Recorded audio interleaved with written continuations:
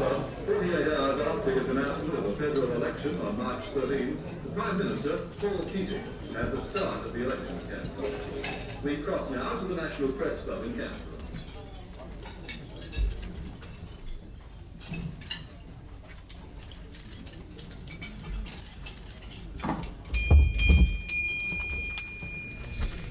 Good afternoon, ladies and gentlemen. Welcome to the National Press Club and this first formal National Press Club event in this election campaign. It's an election campaign which both sides are billing as one of the most important in the history of most voters who will be taking part in it. This occasion for us has a particular poignance in the fact that Paul Keating has been here many times before. In fact, this is a record-breaking 17th appearance here.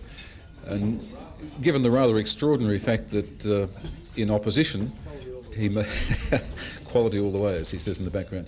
Given the fact that he made no appearances here as an opposition frontbencher, it is quite an extraordinary record. 13 of those appearances were as Treasurer. This is his third as Prime Minister, and you might recall that he made one appearance here, which we billed as Australia's leading backbencher. What those statistics add up to is that Paul Keating needs no further introduction to this audience. Please welcome the Prime Minister.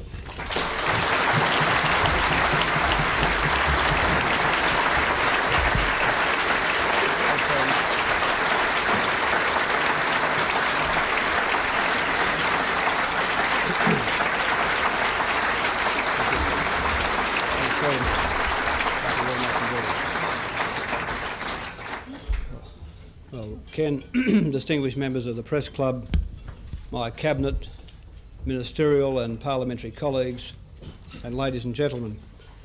When I opened the campaign on Sunday, I said that the main issues were going to be the economy, unemployment, and the protection of our way of life. The statement we've released today goes to the heart of those issues. If we are to reduce unemployment, the revolution in our economy must continue. But we must take the people with us. Our ambition must remain a fair, just and cohesive democracy. But that's also why we must confront the realities of unemployment. The reality is that unemployment will not be easily reduced. Growth is too slow. It's slow here. It's slower still in most other parts of the world. And at the same time, our workplaces are changing. Employers are replacing the people who once worked for them with new technologies and new systems. More people are working part-time. There are more women in the workforce. Confronting the reality of unemployment means providing a social net to ease the hardship. It also means providing all the training opportunities we can. But above all else, it means we must create more growth. Squarely faced, our problems are daunting without question, but the same realistic appraisal of our position gives every reason for confidence in what we can do and pride in what we have done.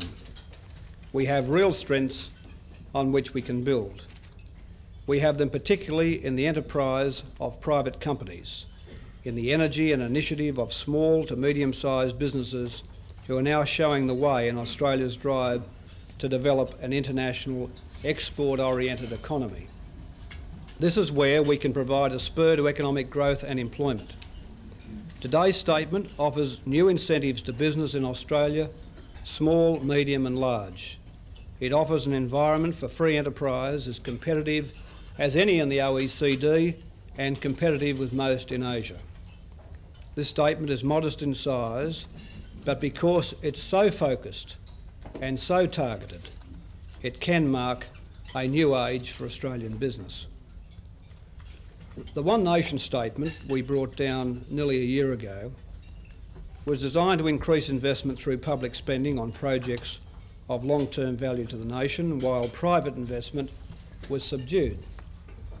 One Nation reflected our determination to marry social and economic imperatives, to meet short-term needs without sacrificing our responsibility to the long-term interests of Australia. Today's statement reflects the same determination. The vast majority of the measures outlined in One Nation have been either enacted or implemented. As a Labor Prime Minister, I might say I'm proud of the decisions we made in that statement and at other times during the year.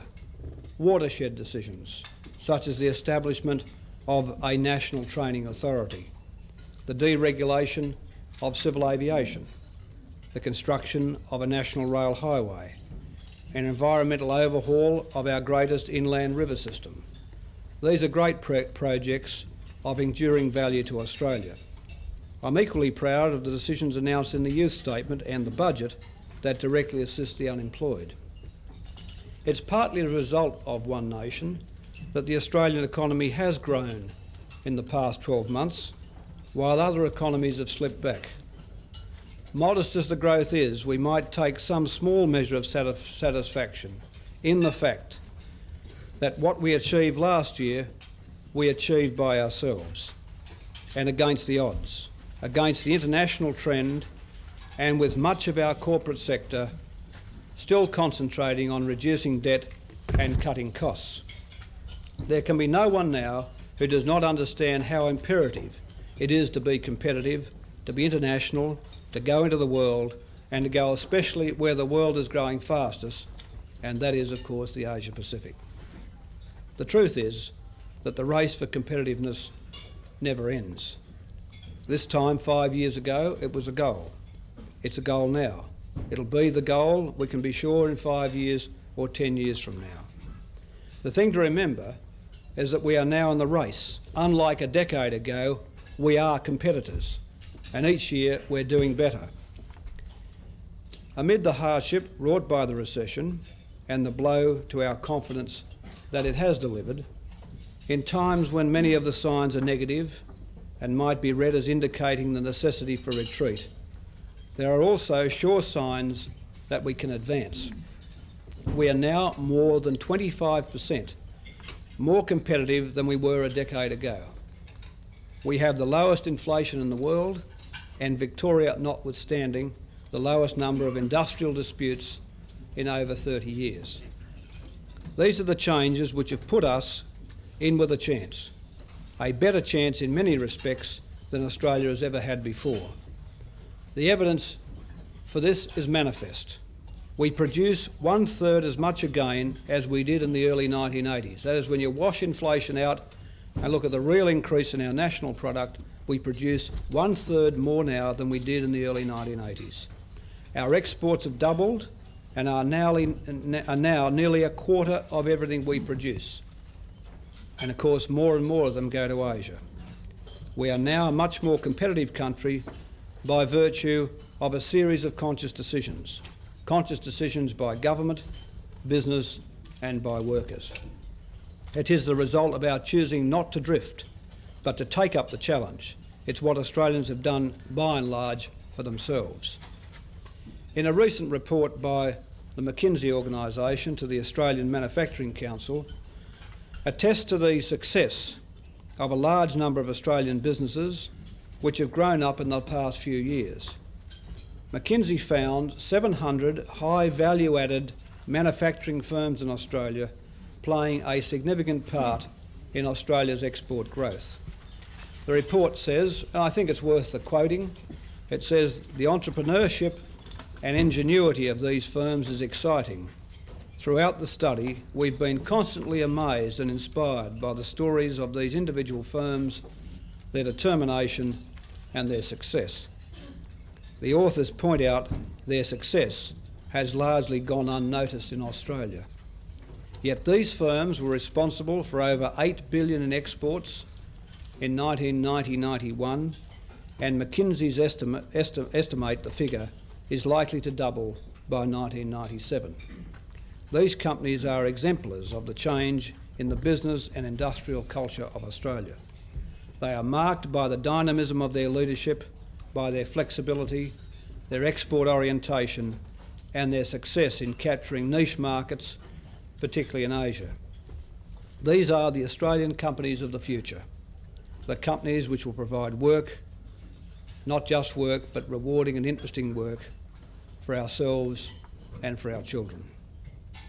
A large part of these, large percentage of these companies were actually born global, and by that we mean that they considered the world as their market from the first day of their existence. There is no better evidence of the emergence of an international business frame of mind, I think, than that. They are the offspring of Australia's new export culture. The McKinsey report is a significant indication of the direction economic policy should take, a sign that recovery will be hastened and jobs secured by the rapid expansion of vigorous and innovative small and medium-sized businesses, in the main, of course, companies.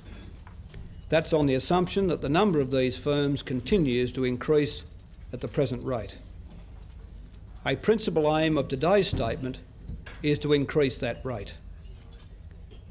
The national quest upon which we are now embarked is for two things. It's for production and it's for employment. One Nation promoted these things with public investment through an ambitious program of infrastructure spending. But the private economy has been slow to respond, and we've not had the large increments to production and employment which we need. But One Nation never pretended that the large and continuing increments to production and employment Australia needs could be delivered by or in the public sector. These things must come from the private economy, from private investment, from private businesses like the ones McKinsey has described. A large part of today's statement focuses on this, the role of the Australian company in the dynamism of Australian business.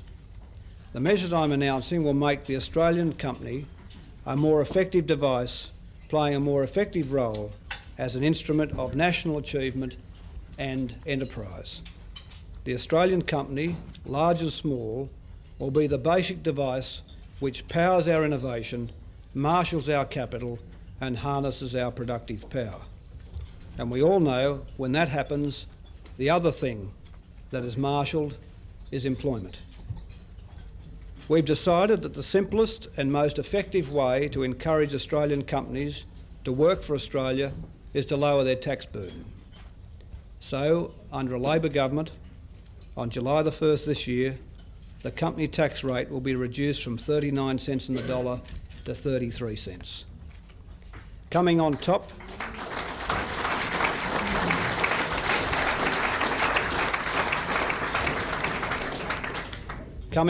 of the accelerated depreciation allowances announced in One Nation, this will make the Australian corporate tax system highly competitive within the OECD countries. But I think perhaps more importantly, we'll also be competitive with the countries in our region. Australian companies will thus be much better placed to trade with Asia, the region where it's going to matter most. I might add it should give Dr Hewson food for thought. Under Labor, a corporate tax rate of 33%.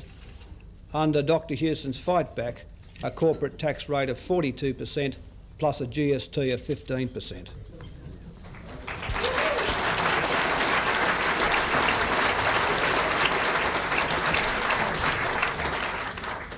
In One Nation, we introduced a development allowance for projects involving investments of 50 million or more. And you've seen a lot of debate about that.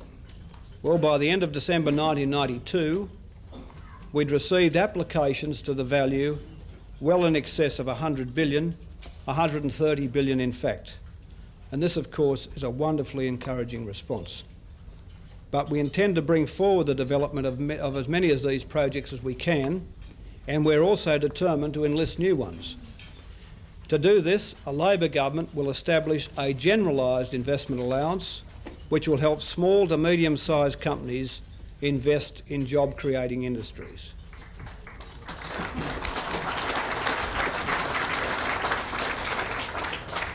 It'll also help bring forward the enormous stock of projects which are already seeking the development allowance. Increased investment is the key to economic expansion, as we all know, and the key to higher employment. But the corporate sector has not been investing enough. It's been cutting costs at the same time as the banks have tightened their lending guidelines. New businesses and businesses wanting the necessary finance to grow have been subjected to more stringent tests. As business stirs, the banks must respond. Australian business must have access to finance when it needs it. In a speech late last year, I outlined the need to encourage a new culture in Australian banking. The consequences of lending based on the value of security have been all too evident in recent years, as first, inflated asset prices saw credit expand rapidly and then collapse as asset prices fell. Instead, we need a culture which lays more stress on establishing close relationships between banks and their customers. I encourage the banks to provide extra training for staff so that they can better evaluate the risk and potential of proposals and to be much more prepared to lend on cash flow as distinct from lending simply on assets. If we are to develop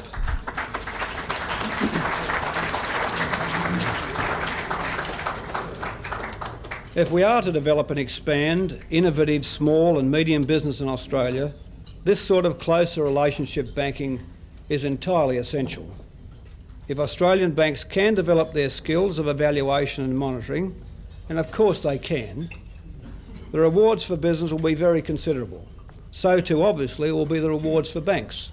It'll not only simply help their customers, it'll help them. In this, we could have perhaps something to learn from the German and Japanese banking systems. While we don't want to imitate their system, it does provide another lesson in the strength to be derived from partnerships in the economy. What we achieved last year, we achieved by ourselves and against the odds, against the international trend, and with much of our corporate sector still concentrating on reducing debt and cutting costs. There can be no one now who does not understand how imperative it is to be competitive, to be international, to go into the world, and to go especially where the world is growing fastest, and that is, of course, the Asia Pacific. The truth is that the race for competitiveness never ends. This time, 5 years ago, it was a goal. It's a goal now. It'll be the goal, we can be sure, in 5 years or 10 years from now. The thing to remember is that we are now in the race. Unlike a decade ago, we are competitors, and each year we're doing better. Amid the hardship wrought by the recession and the blow to our confidence that it has delivered, in times when many of the signs are negative and might be read as indicating the necessity for retreat, there are also sure signs that we can advance. We are now more than 25% more competitive than we were a decade ago. We have the lowest inflation in the world, and Victoria notwithstanding, the lowest number of industrial disputes in over 30 years. These are the changes which have put us in with a better chance in many respects than Australia has ever had before. The evidence for this is manifest. We produce 1/3 as much again as we did in the early 1980s. That is, when you wash inflation out and look at the real increase in our national product, we produce 1/3 more now than we did in the early 1980s. Our exports have doubled and are now nearly a quarter of everything we produce. And of course, more and more of them go to Asia. We are now a much more competitive country by virtue of a series of conscious decisions by government, business and by workers. It is the result of our choosing not to drift, but to take up the challenge. It's what Australians have done by and large for themselves.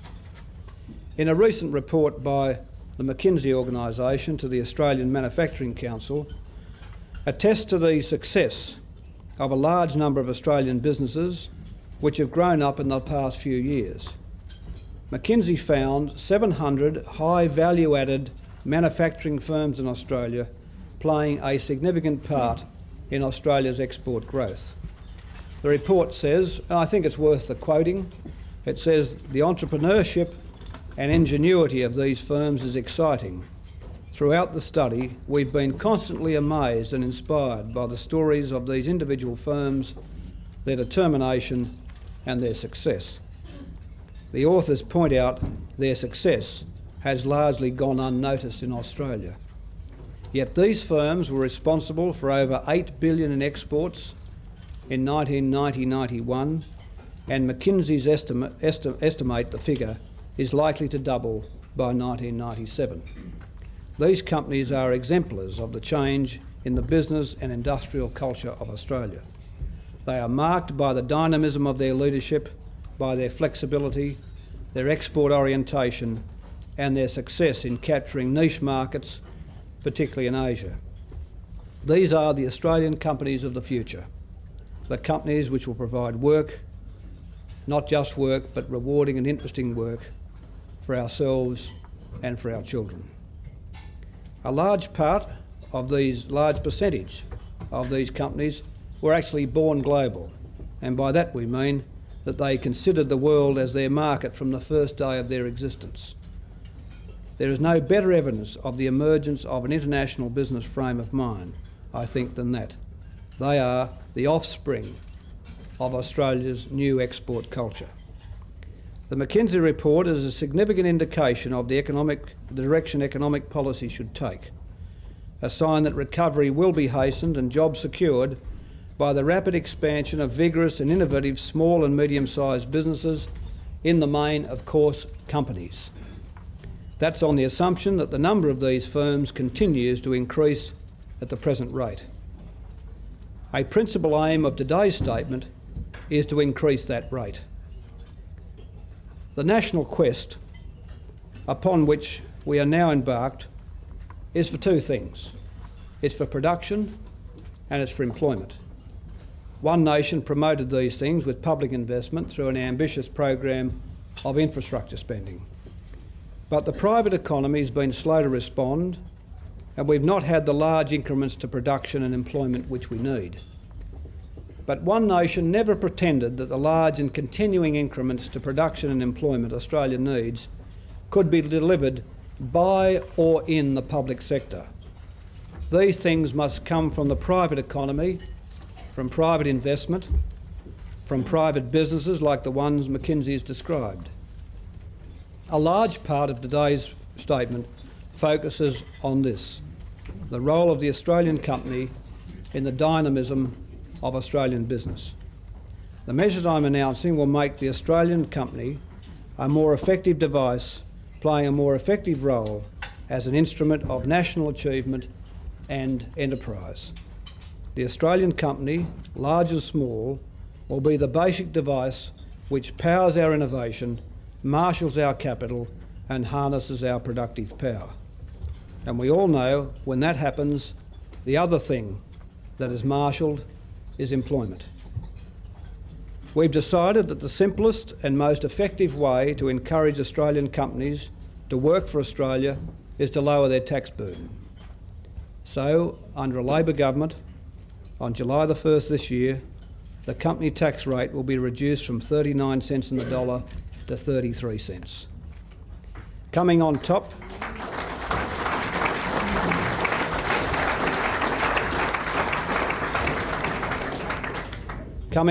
of the accelerated depreciation allowances announced in One Nation, this will make the Australian corporate tax system highly competitive within the OECD countries.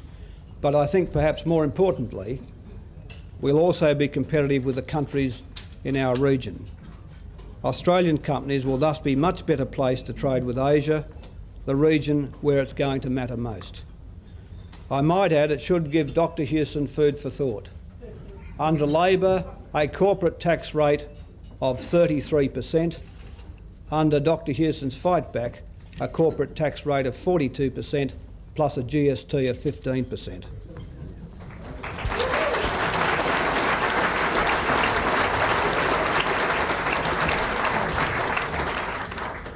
In One Nation, we introduced a development allowance for projects involving investments of 50 million or more. And you've seen a lot of debate about that. Well, by the end of December 1992, we'd received applications to the value well in excess of 100 billion, 130 billion in fact. And this, of course, is a wonderfully encouraging response. But we intend to bring forward the development of as many of these projects as we can, and we're also determined to enlist new ones. To do this, a Labor government will establish a generalised investment allowance which will help small to medium-sized companies invest in job-creating industries.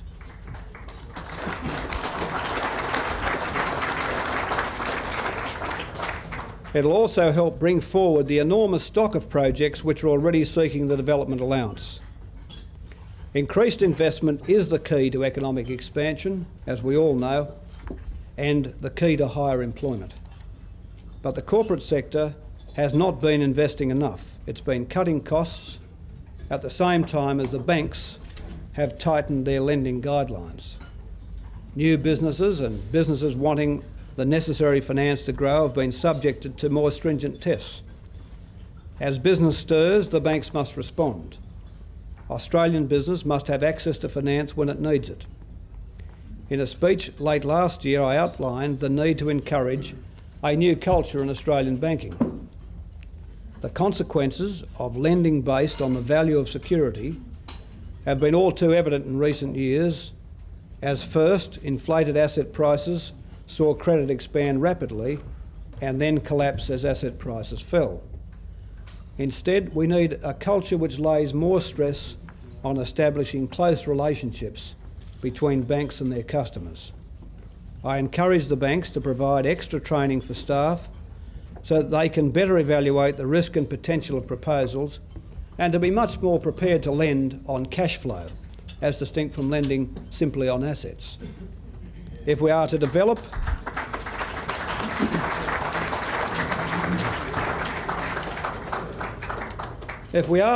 and expand innovative small and medium business in Australia, this sort of closer relationship banking is entirely essential. If Australian banks can develop their skills of evaluation and monitoring, and of course they can, the rewards for business will be very considerable. So too, obviously, will be the rewards for banks. It'll not only simply help their customers, it'll help them. In this, we could have perhaps something to learn from the German and Japanese banking systems. While we don't want to imitate their system, it does provide another lesson in the strength to be derived from partnerships in the economy. In future, to ensure that our banking system is working effectively, under a Labor government, the Reserve Bank will establish the machinery to regularly monitor the conduct and patterns of bank lending in Australia. In addition, the Reserve Bank will conduct quarterly surveys of small businesses to establish a better understanding of their relationships with particular banks, and to provide the Reserve Bank with more detailed information and advice. The bank will also establish a large and representative advisory council whose members will be principals of small and medium businesses. To encourage banks to establish the appropriate structures, that is for closer relationship banking and training of staff, and to increase the lending to small and medium businesses, the Reserve Bank will pay market interest rates on bank deposits it holds, thereby increasing the revenue of banks by about $140 million. Mr Chairman, as you will see, there are more measures in this statement than is possible for me to address here. You've all had by now the published detailed booklet on the government's policy. But let me mention just two which illustrate the broad front on which we have to work. The solutions to our problems depend on both our continuing willingness to change and our ability to adapt to change. Let me mention just two examples. There is a trend towards part-time work in the economy, and there is a need to provide for unemployed people as much access to this work as possible. Consequently, today's statement changes existing programs of assistance for the unemployed to provide greater incentives for recipients of allowances to take part-time and casual work. These measures have the dual purpose of enabling people to supplement their allowances and maintain their links with the labour market, which means increasing their chances of gaining permanent employment as the economy improves.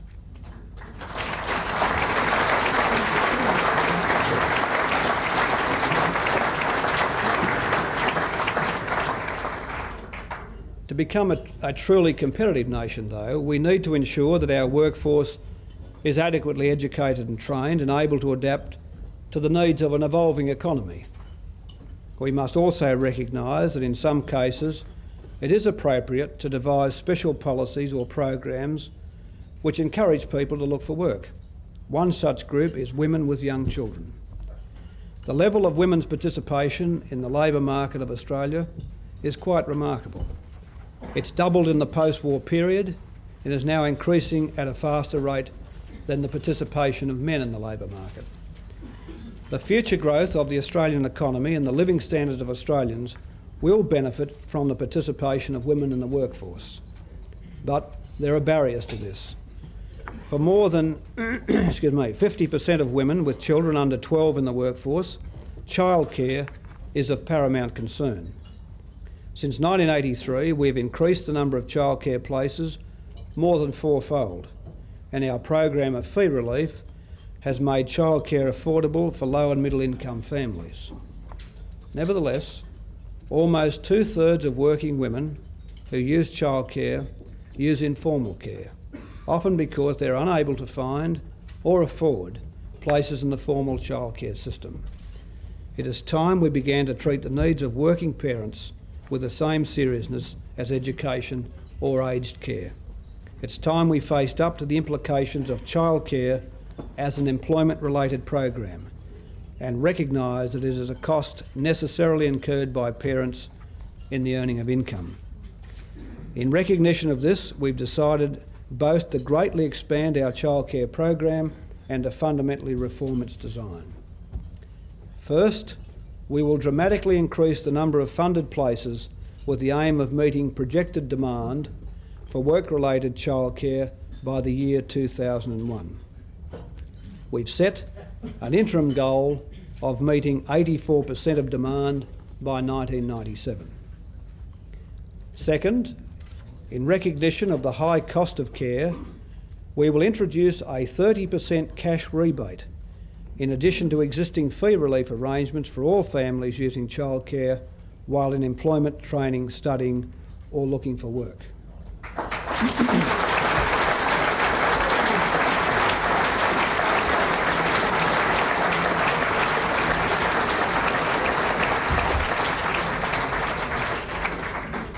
This cash rebate, which will be claimable through Medicare offices, is vastly superior to a tax rebate. The amount received will depend on childcare expenses actually paid and not on how much tax is paid. And unlike a tax rebate, which can only be claimed once a year, parents will be able to collect their cash rebate as often as once a week.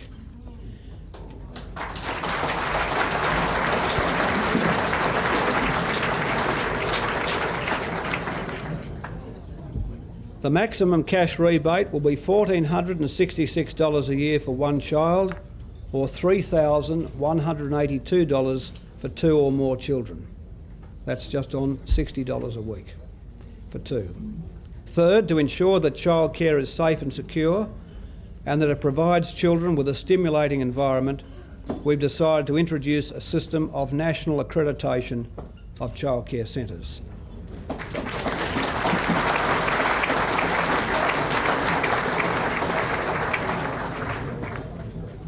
These measures will move childcare into the 21st century. Taken with other childcare initiatives outlined in the statement, they mean that Australia becomes the first nation to put together a coherent and integrated program which caters to the needs of working parents.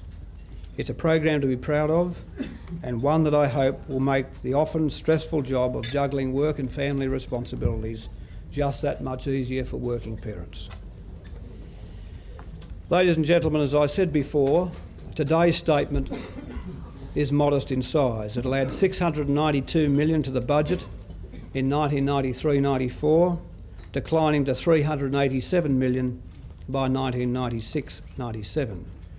We'll achieve these modest costs principally by reorganising company tax arrangements and by reducing our holding in the Commonwealth Bank to 51%. We remain committed to maintaining a majority stake in the bank. We think there's a place in the banking system for a majority government-owned major bank. Ladies and gentlemen, it remains to urge you to read the statement. Many of you have got it. It contains much more than is convenient for me to talk about just now. The salient thing is this: the Australian economy undoubtedly has in it the potential for growth. Being close to the most rapidly growing markets in the world offers a potential we've never known before. Already new Australian companies have emerged to seize the chance. The Asia-Pacific region is one great advantage. Much that we have done here, as these new companies testify, has created a number of others. Having a robust democratic system, a broad consensus on the need for social justice, including justice in the labour market, and believing as we do in social improvement gives us an even greater advantage. It gives us both strength and it gives us incentive. My belief is that these things must never be threatened, that we will not make progress of any kind by subjecting these values to attack. Good policy treats the economy and society in concert. Today, I believe, is an example of good policy. What we propose in this statement for the Australian company should help create levels of energy and excellence we've rarely, if ever, seen in our history, companies suited to the opportunities available. It should liberate the private sector for growth and employment. By our radical improvements to our childcare system, we also recognise the social needs which change creates. That is the essential thing.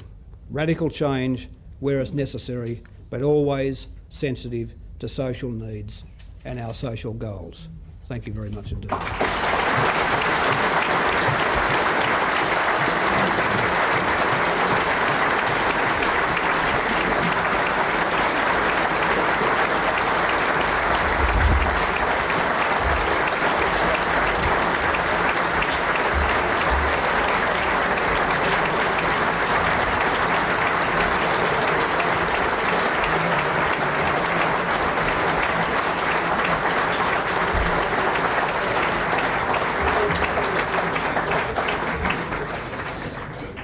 Thank you, Prime Minister. Our normal period of media questions is about to open. There's a big demand, as you would expect on a day like this. If we can avoid too many multi-part questions, we might get through the whole list. The first question today is from Laura Tingle. Laura Tingle from The Australian, Mr Keating. On Sunday you suggested that one of the differences between Labor and the Coalition was that Dr Hewson expected to be able to change the Australian economy simply by changing the tax system with the GST. Today you're suggesting a different tax change can produce the recovery which your three previous efforts hasn't succeeded in doing. Given that many of these changes reverse your own tax reforms and that today's statement further increases Australia's debt through the 1990s, why should the Australian people believe that you're offering anything better than Dr Hewson? Well, reverses what tax reforms, Laura? Reverses what tax reforms? I do recollect, as I think you should, that it was this government that took the corporate rate down from 49% to 39%. It was this government which introduced dividend imputation for Australian companies, that has removed the double tax on dividends. When I became Treasurer, $1 of company income on $100 of company income, $78 was paid in tax upon a distribution. However, under the Liberals, could have Australian companies saved to invest with that sort of penal tax rates? We introduced dividend imputation so that company income was taxed once, and then we stopped forced distributions. We then changed the company rate to bring it into line with the rest of the world. Britain, North America, parts of Asia at 39%. But the world's moved on. The imperative is to be competitive now with Asia in the region. And the competitive rates are down around those low 30s. So that's why if we want our dynamic companies, the McKinsey type companies, to go out there and get it, to go out there and take their share of the world market for Australia, you've got to give them a chance. And the chance is at rates comparable with all of the other tax rates in the Asia-Pacific region and indeed the OECD. And that's why, we've taken it down to 33%. In other words, we're giving a lower tax rate to the people that are actually going to be at the leading edge of the change. This is qualitatively and quantitatively different than a switch in the tax base from income to expenditure which is proposed by Dr. Hewson.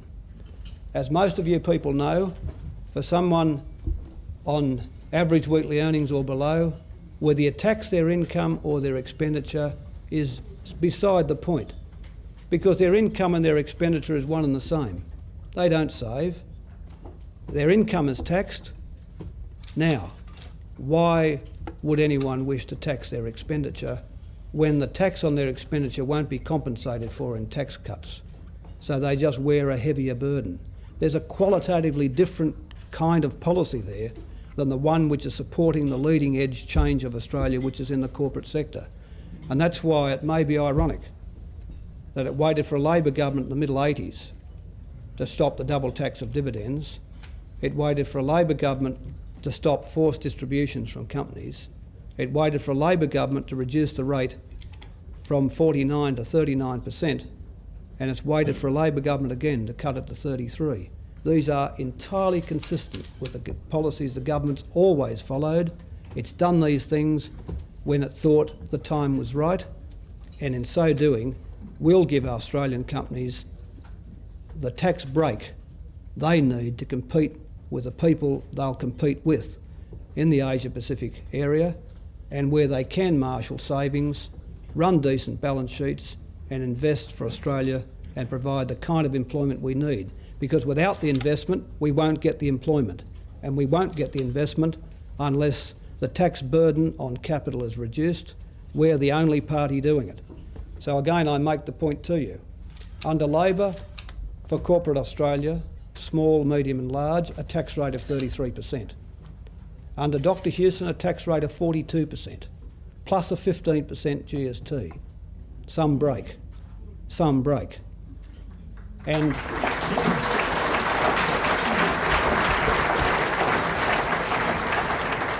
can I say, at 42%, not only way above the OECD experience tax rates, but miles above the tax rates which obtain in the Asia-Pacific area.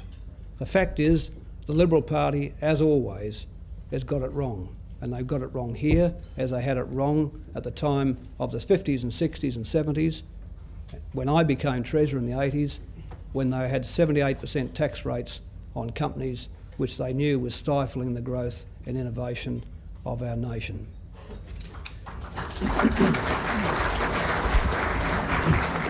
Glenn Milne. Glenn Milne from The Australian. Mr Keating, you say on page 1 of your speech, the reality is that unemployment will not be easily reduced. I assume that underpinning this argument is the fact that the pace of structural change in the economy is seeing a shakeout in the employment market. I wonder, given that background, whether you think that the Australian community has to get used to higher levels of structural unemployment than it has been accustomed to in the past, and where would you think unemployment will be, say, in the second year of a second Keating government? Well, let me say that in the 80s, when we had phenomenal employment growth, the lowest we got unemployment down to was the 6% area. Now, admittedly, during that period, we had a very big pickup in the participation in the workforce by women.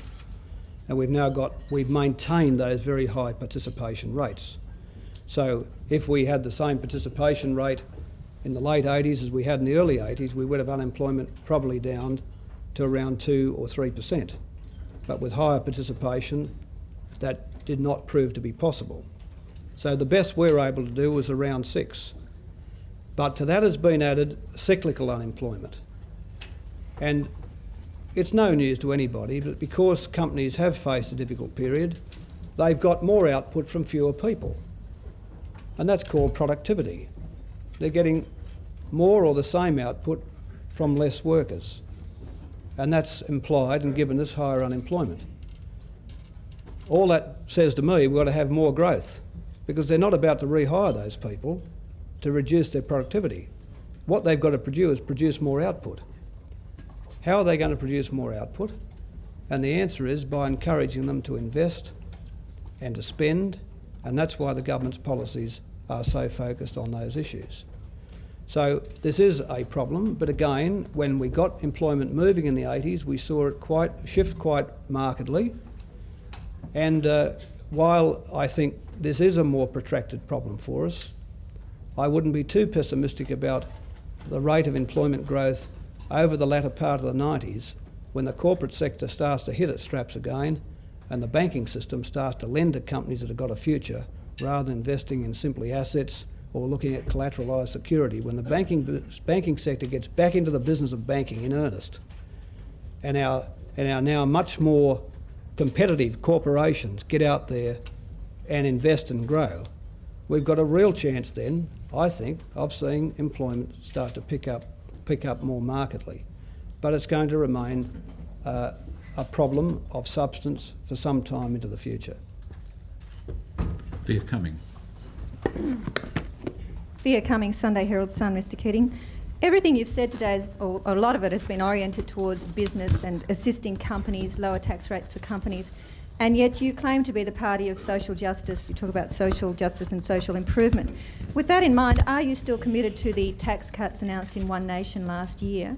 And if so, will you modify the tax scales so that low-income earners get a benefit and not just middle and high-income earners? Well, what's implied in that question is if you help Australian companies, you're not in favour of social improvement. Well, I reject that absolutely. That wouldn't even wash at a British Labor Party conference today, much less...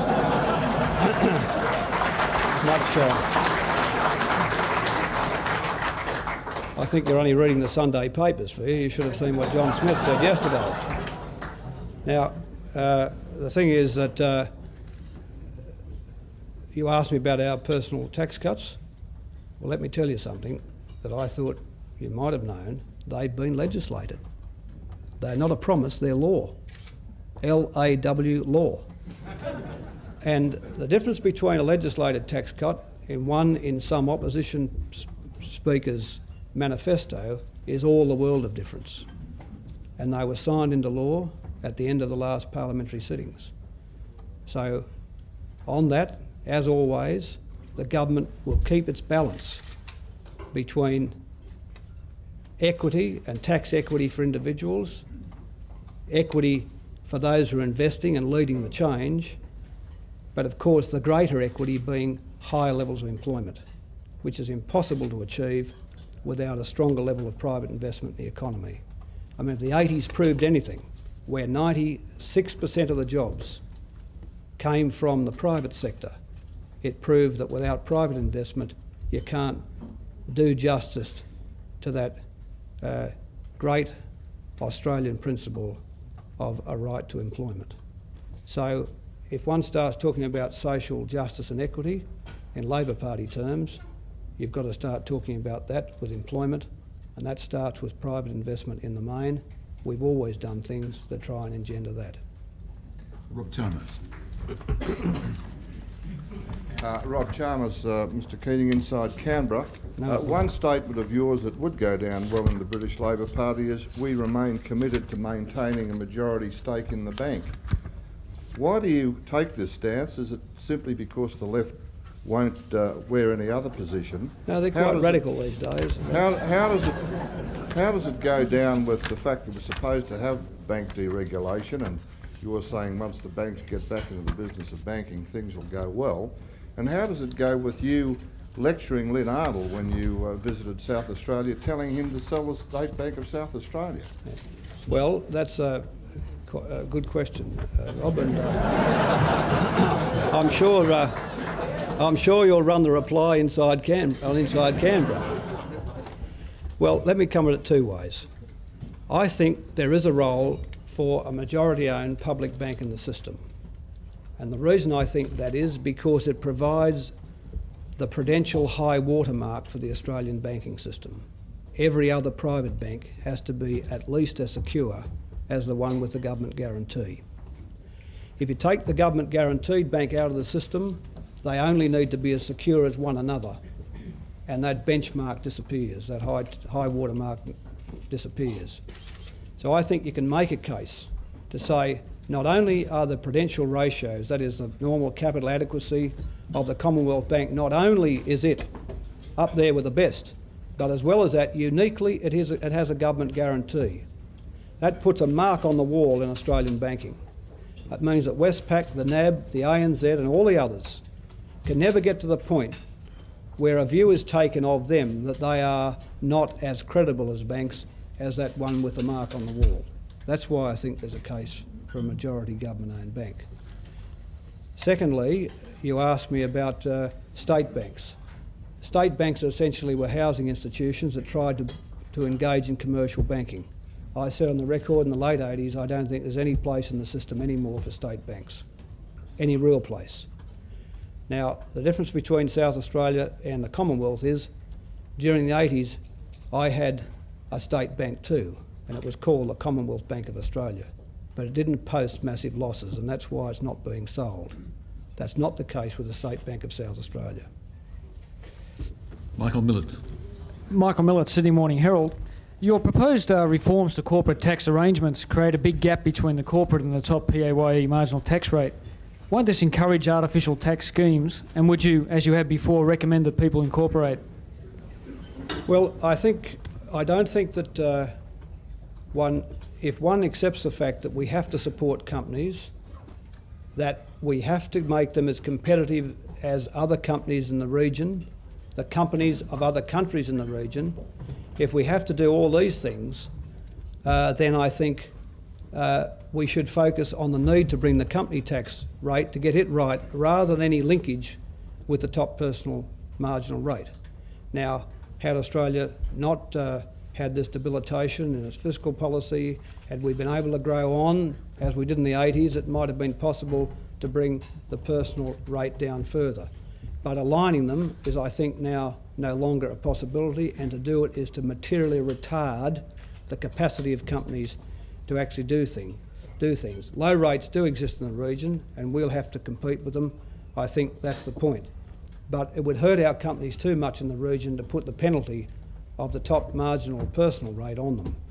As far as personal diverting income into companies that's personal income into companies, there's a note in the text from the tax office where they say that the weapons in their armoury and recent decisions of the High Court in relation to their powers and the legislation which the Treasurer introduced after the budget in relation to audits gives them all the available powers they need to make certain that that diversion doesn't occur.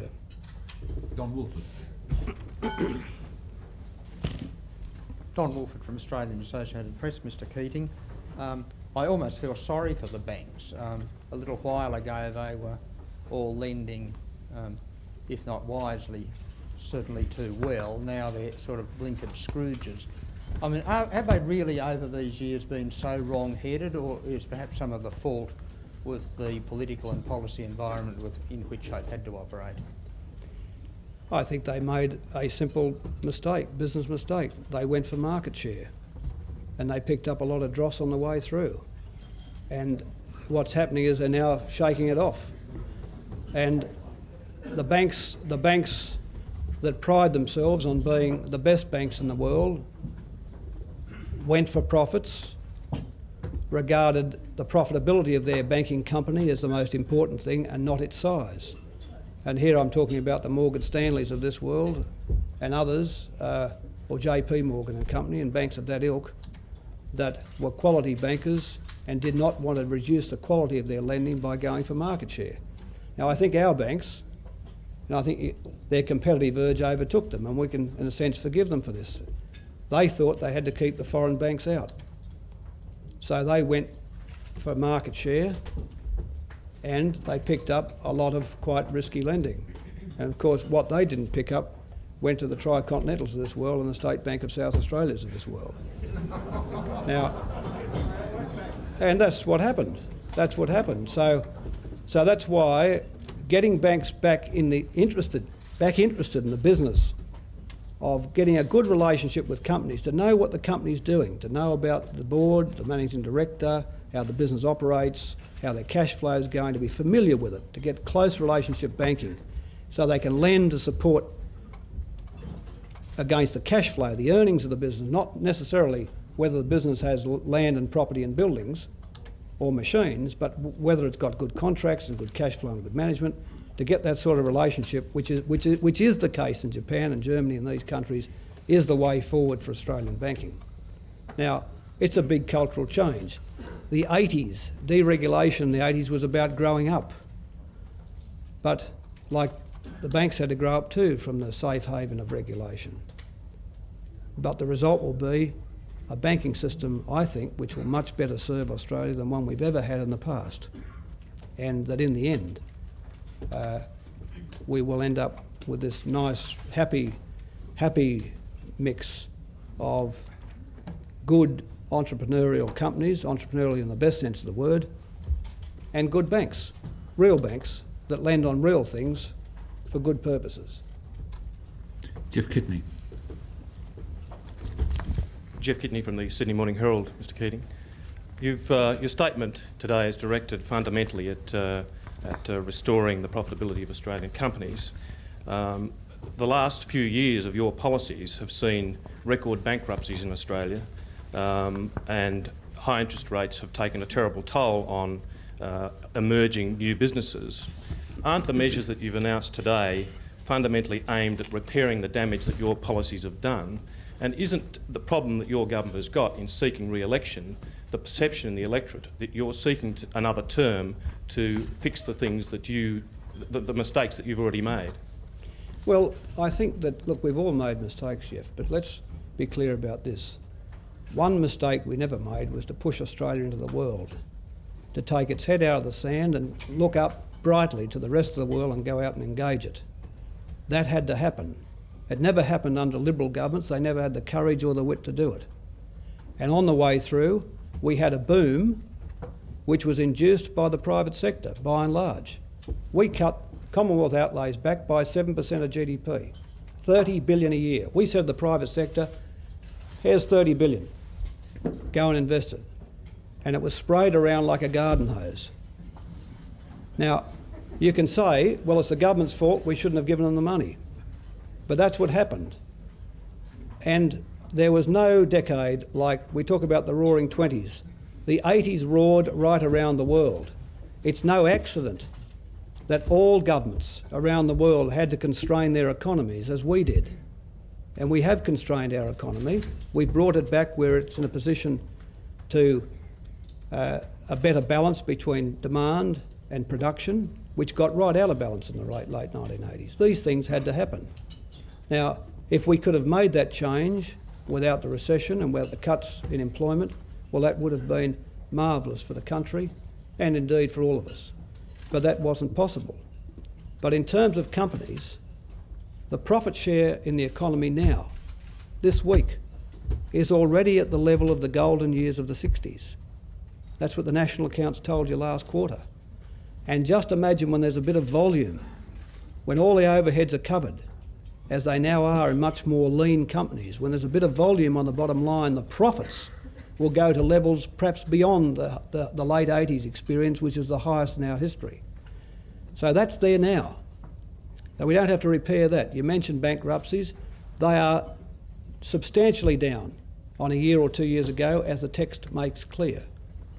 I mean, by and large, many companies have now got their balance sheets into order. They've got rid of the debt, they've got their equity up, they've cut their costs, and they're ready to go.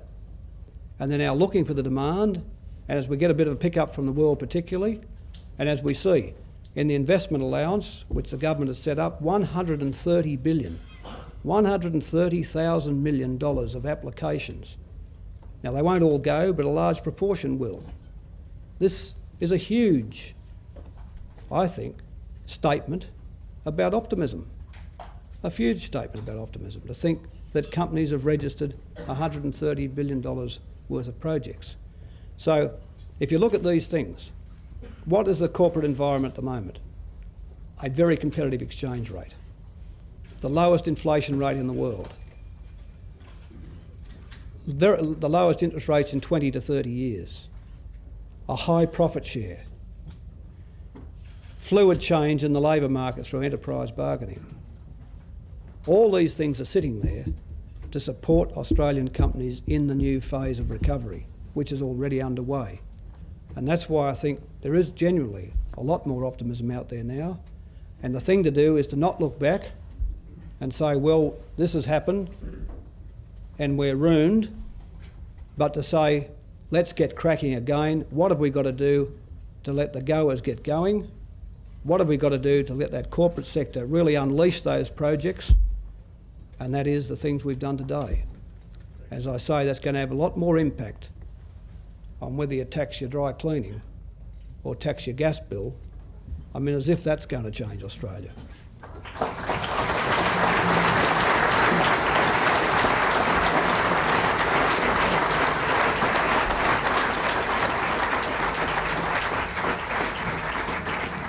Ray Brindle. Ray Brindle, Knight Ridder Financial News, Prime Minister. You've been exhorting business to focus on exports and trade, but how can you expect business, particularly small and medium businesses, to focus externally and make plans to export when the volatility of the dollar on fundamentals more or less ensures that any business plan can only have a very short useful life? And indeed, is there not now a case for some sort of exchange rate controls? No. Look, now, have you got 20 minutes?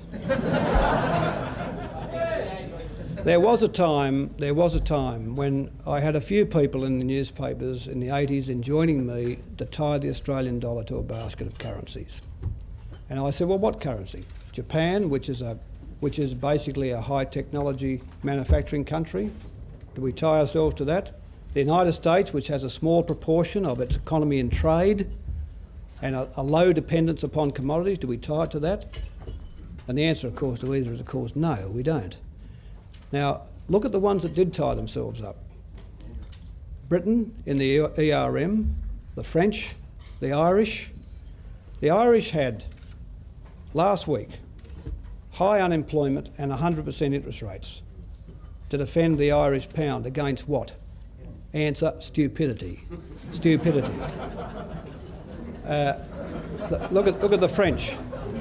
Look at the French. Here they are with an economy which has got real promise, being murdered by their interest rates and exchange rate. In this economy, we've had a genuinely floating exchange rate. And I shouldn't imagine there are many Australian companies who are unhappy about the competitiveness of our country today. As I said, we are 25% today, 25% more competitive than we were in the middle 1980s. So is any company going to say, oh, this is dreadful, you've made us more competitive by 25%, but the volatility, we don't like it? Now look, volatility can be a problem, but the thing that matters most is whether you're competitive. On wages, we're super competitive. On inflation, we are supra competitive. And on the mix of wages and inflation and the exchange rate, we're ultra competitive. And that's the key point.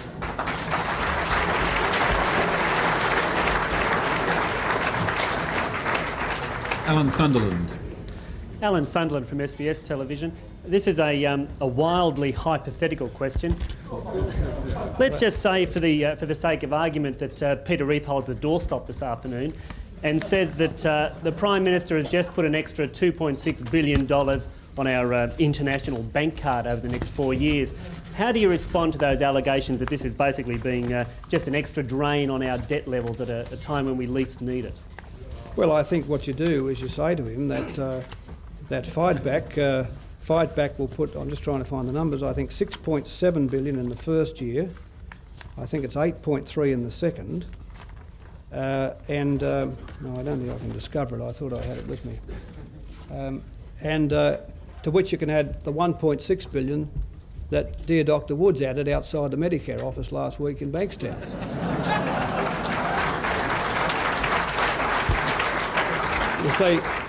You see, the Liberals now think they can just flick off 1s and 2 billions here and there, and the Australians sanguinely reported that as saying they'll tell us where they'll fund it in the future.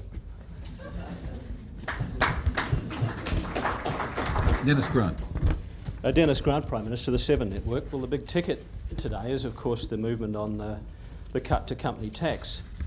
And I can't wait to ring Ian Spicer to see what his views are on that. But out there in the wider electorate, of course, most Australians are pay-as-you-earn taxpayers, and they're paying around 50%. I wonder if the problem here today is that it may be good economics, but it's just not very good politics. No, that's not true, Dennis. The average rate of tax in this country is about, from memory, 24%. That's when you put the top and bottom salaries together and run a line through it, it's about 24%. That's why the GST is such a monstrous tax. 15% on all consumption will raise half of the current income tax of the Commonwealth of Australia. The 15% GST raises half the income tax because the income tax is in those orders, 23, 24%. Now, don't hold me to the exact number, but around that order. Now, that's why the GST is so pernicious a tax. It's so heavy a tax. It raises $24 billion. The income tax this year, I think from memory, raises $47 billion. That's the total income tax of Australia raises $47 billion. The GST raises $24 billion. It's a huge tax. Now, I think Australians know that the government has provided tax relief in the legislated tax cuts, which will cut the 38 rate at $20,500 of income to 30%. They know that that tax equity is there. They know we've thought about them, and we thought about them in the One Nation package when we announced those measures. They also know that if the company that employs them can save through lowered corporate tax rates and can compete with the rest of the world in which we live, they know that the likelihood of their employment being more secure rather than less secure is high. So that's why I believe that Australians are quite discerning about this.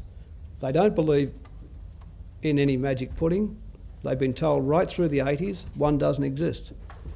But they are interested in equity, both individual tax equity and also for companies who they know are largely the instruments of employment in this country.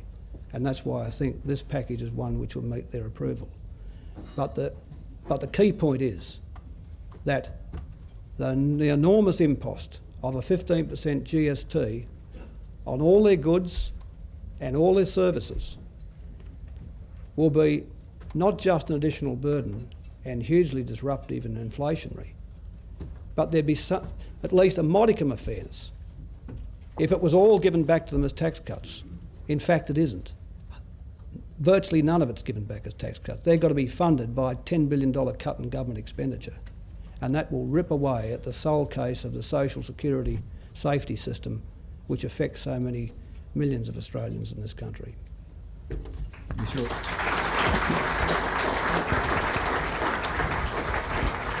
Grattan. Michelle Grattan of The Age. Mr Keating, the ALP's former pollster Rod Cameron in public remarks seems to be writing Labor off. That's probably why he's the former, Michelle.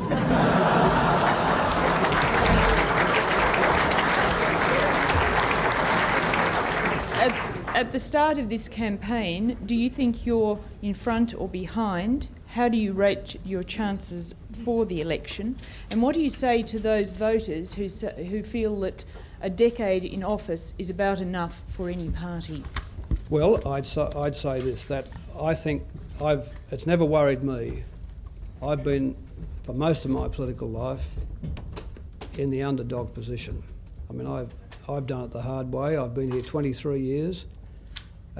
Nothing's come easily, but I've appreciated everything that's come my way and regarded myself as lucky to have had the opportunity. Now, I don't think there's one cocky person in our party. We know it's going to be a struggle. We know it's going to be difficult, and it's mad at this stage to be trying to rate ourselves. One poll has us in front, another has us behind, and there are opinions. As we know, these things can be decided by a handful of votes and marginal seats. It's too hard to call, and there's no point in trying. I believe the government ought to be re-elected. This is the government which took Australia from an inward closed country to an open, aggressive trading country in the world, through a huge structural transition on which we are still going. The very topics I mentioned today are part of that continuing transition. The One Nation changes are part of it. The changes to technical and further education, the National Training Authority, the rebuilding of the trunk rail system, removing the barriers between the external and domestic sectors of Australian aviation, having 2 international carriers for Australia, the changes to telecommunications, competition there. All of these things, the change to the depreciation schedules which came in the One Nation package, the building of the trunk road systems and the ring road systems around the capital cities for better movement of traffic and freight.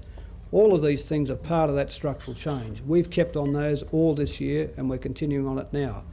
And that's why I think if Australians want to make a judgment, they go for the government that basically made those historic changes and not take a step into the dark with a party which basically has what? A tax switch. A tax switch. A 10th order economic change. A payroll tax change, a third order economic change, rather than the party which has made the pace, which is eking out a place for Australia in the Asia-Pacific region, which is giving us a chance in the fastest growing part of the world by being eminently competitive to be able to take part of it. And at any rate, there are not too many governments around the world which has had 10 years of experience and which is as young as this one is. A point Kim Beazley made the other day. There's my colleagues over there, Kim Beazley, 45, 10 years of experience. John Dawkins, the Treasurer, 46, 10 years of high government experience. In the engine room of the Cabinet, the Expenditure Review Committee, Gareth Evans, 49, Ros Kelly, 45. Now, you won't hide your age anymore, Ros, after this. God, she hated that 45th birthday of hers. He just loathed turning 45. I mean, they're such a youthful bunch. And 10 years of experience behind them.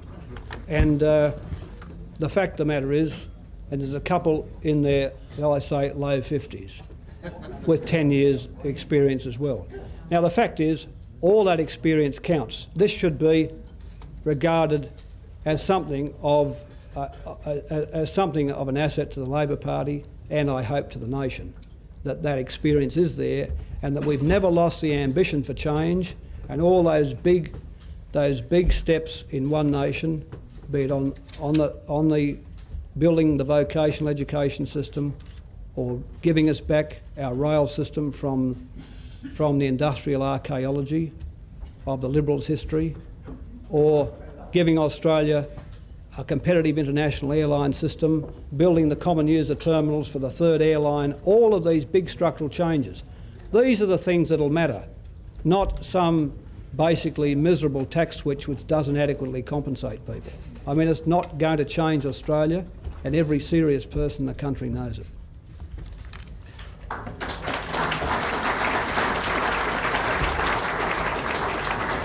Tim Colbatch. Tim Colbatch from The Age, Mr Keating. This morning the National Australia Bank published a survey of the top 100 businesses which found that the majority of them are planning to cut staff further in the next year and only 8% are planning to put on more.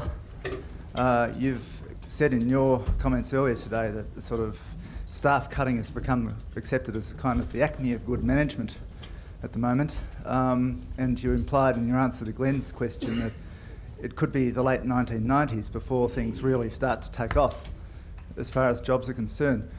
You're implying that for the next 3 years we're likely to have unemployment remaining at around 10% or even more.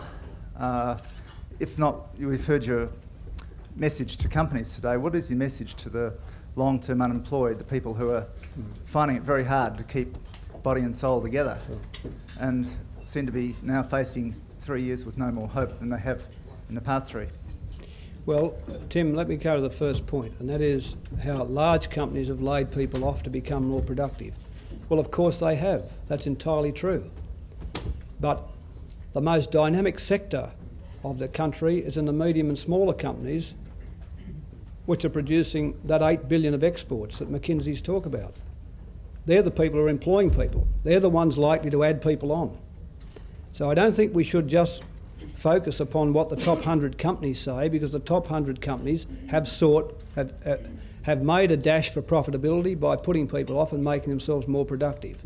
You've got to look at the whole of the corporate sector, and I think the propensity to employ in those smaller and medium-sized businesses is far greater.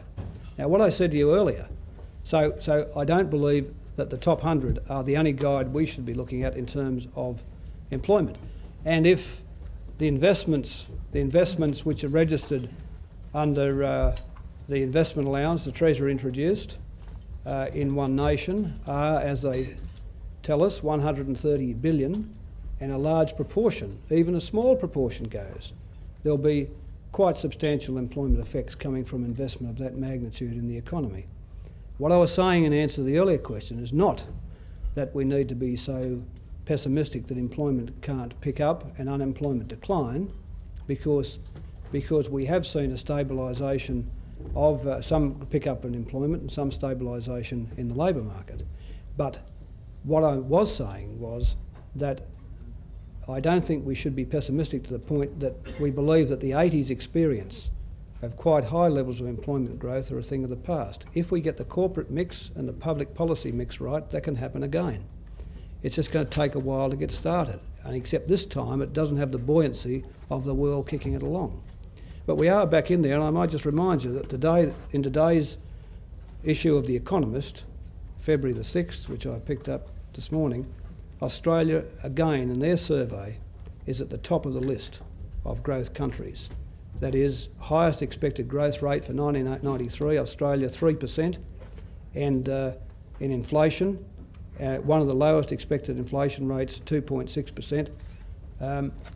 That journal, which does look at the whole world and does assess various economies, believes that the growth we have been seeing is likely to accelerate.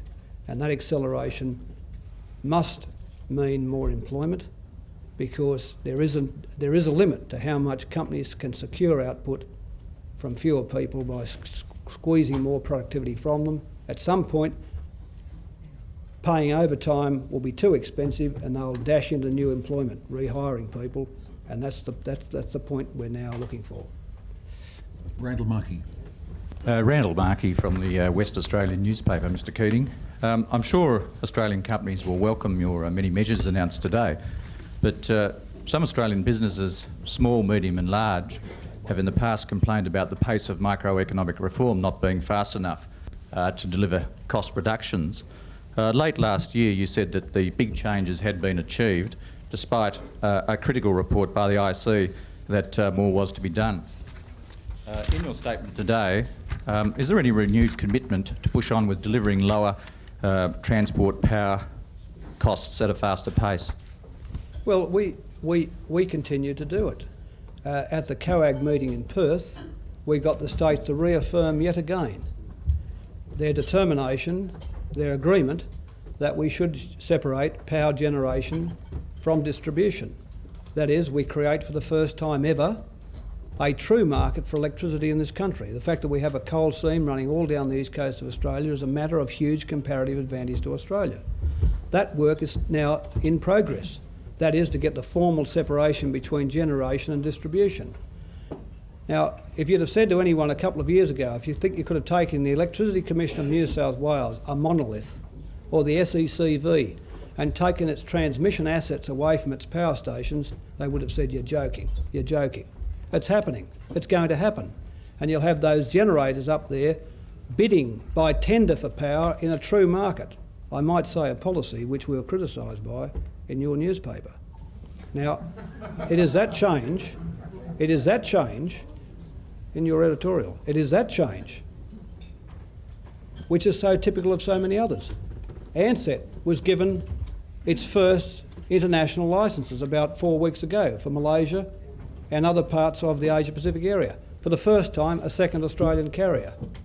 You know, Qantas will now provide integrated services, interstate, intrastate and international as one company. This is another change. Waterfront employment has fallen by 50% this year. 50% this year. I mean, these things have been around for 30 years. Why didn't the Liberal Party hop into the waterfront and pick its productivity up? Why did they wait for us? Why did they renew, squalidly, the two airline agreement in the closing weeks of the 1983 election campaign to saddle us up with that expensive two airline policy for 5 or 6 years? Why did they leave airline deregulation to us? Why were they happy to leave only 3 kids in 10 complete secondary school? And now we've got that up to nearly 8 in 10. Why have they left kids who don't get into university untrained? Why did it wait for Labor to establish a national training authority to give vocational education the same status as universities and to give kids a chance. Why did it wait for us to create the equivalent of 12 new universities, 120,000 extra university places between 1986 and 1992? These are all part of the structural change of Australia. We continue to do it. What's the Liberal Party's change? A tax switch and common law contracts. A tax switch. Knock off your award. Basically, they've got one policy with two prongs. Higher tax, lower wages. GST on everything you consume and lower wages on your earnings. And they'll hop into you with common law contracts where the whole notion of enterprise bargaining goes out the door. That was supposed to be their great microeconomic change. And what's left? An asset sales program. You need to draw down the strengths of the Australian community to change the ports and wharves, to change the airline system, to change what happens in the electricity market. To do these things, you've got to have a consensus. They don't believe in the consensus. They believe in absolute rule. I think it's important, if you want to induce change in this country, you've got to draw it down sensitively, not dictatorially, not demand it as a right, because you'll be refused. And that's what Dr Hewson and the Liberal Party have not woken up to. They think they can change a complex society by demanding things, by threatening people, by lining them up. Look at the wage outcomes we've got. Look at the low inflation we've got. Have we done it by lining people up, by threatening people? We've done it by basically interesting them in the change of Australia. That's why the trade unions, even in the height of the boom in the late 80s, when employers were offering 15% wage increases, took 6.5% instead, and the tax cuts, because they were part of the Accord policy. So Labor will continue the structural change, as always, as the party which does consult, which is part of the community and which can draw that strength down and make the big complex changes. And that's why, in terms of the continuing agenda in the microeconomy, be it corporate tax rates or depreciation or childcare or whatever it might be, we're the only party that's ever shown any inclination to do it.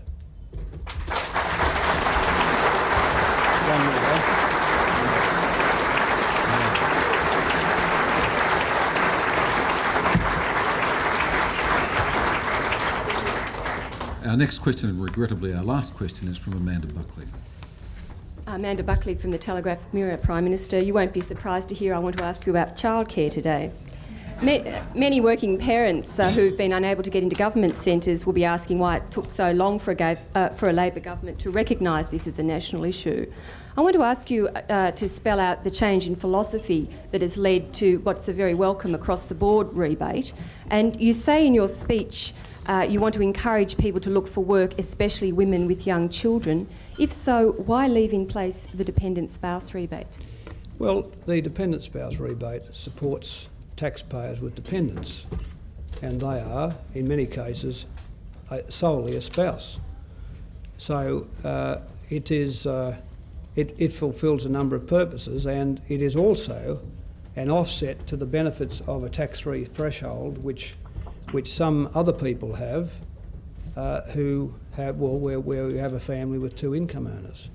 So the dependent spouse rebate's always been cast as somewhat of an offset to that second threshold, and also to cover the twin dependency of spouse and dependent. But let's go to the main point you raised, childcare. Again, it took a Labor government to do it, to give that opportunity to families, to women, to be able to join the labour market and have access to childcare. We've built the long day care centres, and we provided for occasional day care, but most importantly we provided for fee relief so that low-income people could take advantage of it. That is, if we had cost recovery in long day care centres, it would only be the wealthy who could have used them. And we've, through a very, I think, ambitious and generous program of fee relief, we've been able to get those rates down.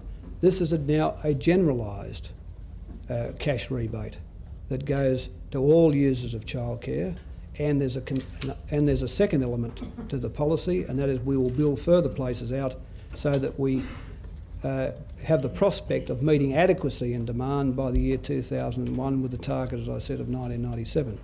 So again, whether it be access and equity in health, and I know you notice that Premiers Fay and Kennett dumped Dr Hewson yesterday on his health policy by signing up with the Labor government.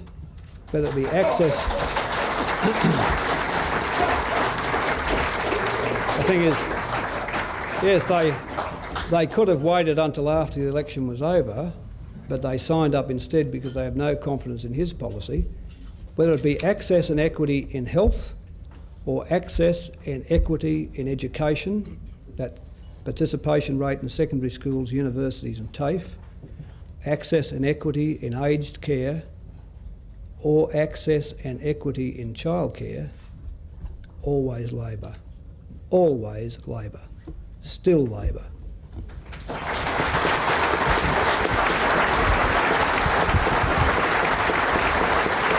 Thanks, Ed. Ben, thank you very much.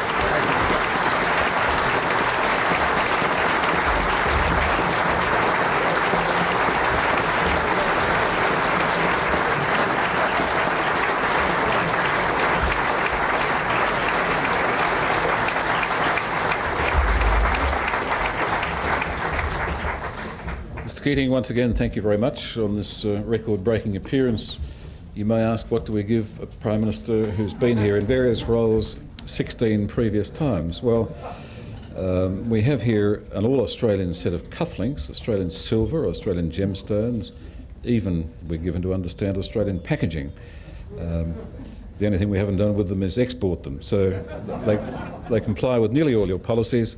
I hope this reminds you of this record-breaking appearance for a long time to come, and I'm sure there will be many more.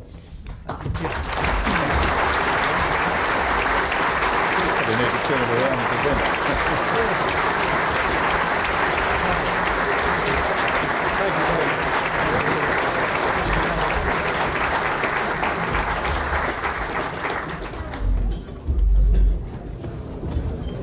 Thank you, Ken.